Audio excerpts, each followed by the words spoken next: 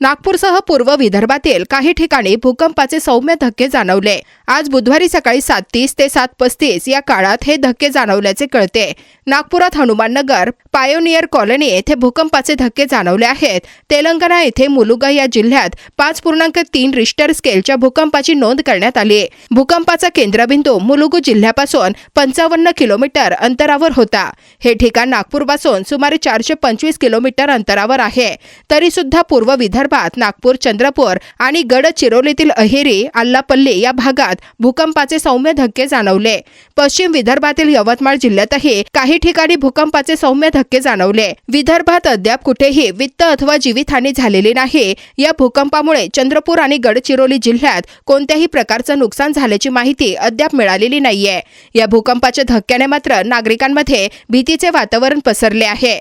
चंद्रपूर गडचिरोली जिल्ह्याला लागून तेलंगणा राज्याची सीमा आहे। हा भाग गोदावरी फॉल्ट भूकंप क्षेत्र म्हणून ओळखला जातो। येथे जेव्हा जेव्हा भूकंप होतात तेव्हा गडचिरोली, चंद्रपूर जिल्ह्यातील सीमावर्तीत भागात याची मोठी झळ बसते। साधारणतः 10 वर्षांपूर्वी असेच धक्के गोड-पिंपरी तालुक्यातील नंदवर्धन परिसरात बसले होते। अनेकांनी गाव, घरे-दारे सोडून मोकळ्या भागात आपले बस्तान बसवले होते। गावकऱ्यांच्या मनात असलेली भीती काढण्यात प्रशासनाला यश आले होते। पण आज पुन्हा झालेल्या भूकंपाने 10 वर्षांपूर्वी घडलेल्या घटनेची नागरिकांना आठवण झाली आहे।